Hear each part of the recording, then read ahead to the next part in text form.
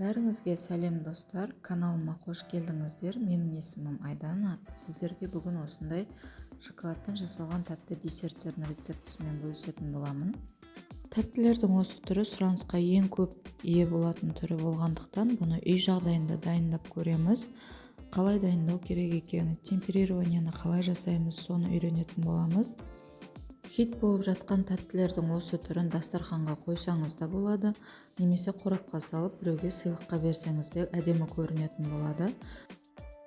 Үй жағдайында осы тәттілерді жасап көргіңіз келсе, рецептіні жоғалтып алмас үшін менің каналыма тіркеліп, лайк басып қойыңыздар.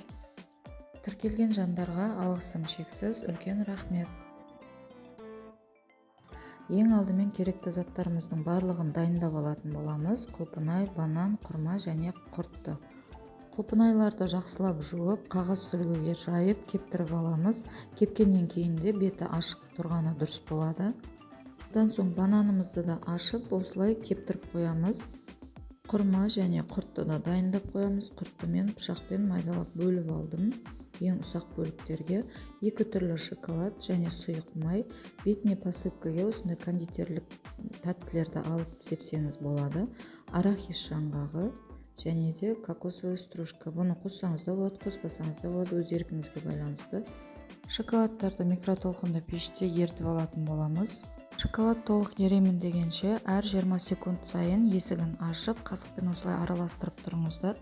Шоколадтар басында қатты болып көрінуі мүмкін, бірақ әр араластырған сайын күйі өзгеретін болады.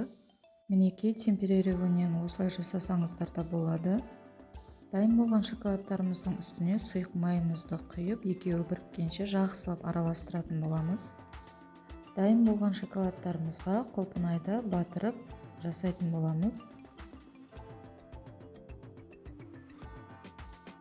Құлпынайларды батыру процесінде жан-жағына толық шоколадтың барғанын қадағалаңыздар. Сол кезде тәтті болып шығатын болады. Өзіңізге жұмыс істеуге ыңғайлы болсын десеңіз, осылай ағаш таяқшаларға тығып алғаныңыз дұрыс болады. Құлпынайды шоколадқа батырған кезде жапырағынан құлпынай үзіліп кетпейтін болады.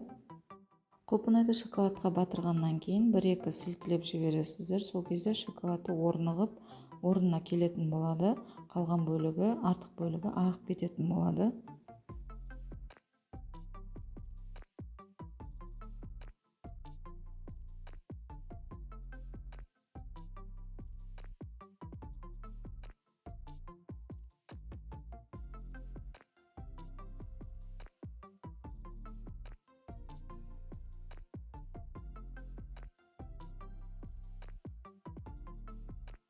Дайын болған құлпынайларға көңіліңіздің қалауы бойынша узор салсаңыздар да болады, посыпка сепсеңіздер де болады. Келесі кезекте банандарды да осылай шоколадқа малып алатын боламыз. Негізі 1-2 рет істеп көрсеңіз, өзіңіздің қолыңыз жаттығып кететін болады. Шоколадқа темперирование жасалынғаннан кейін, өздеріңіз көріп тұрғандай видеода ешқандай астына потек кетіп жатқан жоқ, тек өзінің формасын тез ұстап тұрғаны көрінеді. Келесі кезекте құрманы да дәл осындай шоколадқа батырып алатын боламыз. Бетіне тәтті конфеттерден посыпка жасайтын боламын. Келесі кезекте құртымызды шоколадқа салып, жақсылап араластырып алатын боламыз. Құртты көріп тұрғандарыңыздай пышақпен майдалап бөлшектерге бөліп алған болатынмын. Өте ұсақ бөлшектерге неғұрлым бөлінсе, соғұрлым дәмі де ерекше болатын болады. Шоколадпен де жақсы араласатын болады.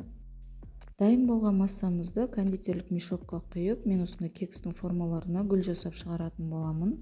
Бұл жерде 2 түрлі гүлдің формасы, біреуі ромашка, біреуі роза гүлінің формасы болады. Енді дайын болған өнімдерімізді 20 минутқа тоңазытқышқа қойып қоямыз, шоколад өзінің формасын қатып ұстап қалуы үшін. Негізінде осы процесті жасау үшін салқын бөлмеде жасалынғаны дұрыс болады, өйткені салқын жерде шоколадпен жұмыс жасау өте оңай болып келеді, өзінің формасында жақсы ұстайтын болады.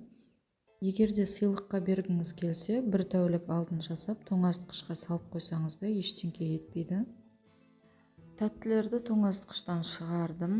Өздеріңіз көріп тұрғандай, пергамент қағазынан оңай шешіледі. Астында ешқандай артық потек жоқ. Қарапайым ғана үй жағдайында әдемі болып шығатынын көрдіңіздер. Мінекейіңіз, тағы бір рет көрсетіп қояйын деп шештім.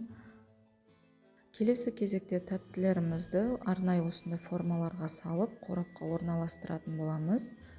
Құрттан жасалған тәттілерімізде өзінің формасын әдемі ұстап қалады. Өздеріңіз видеода көріп тұрғандағыдай формасын әдемі сақтап тұр. Видео ұнаса лайк басып, каналыма тіркеліп кетіңіздер. Жасап көруді кеңес етемін. Ас болсын!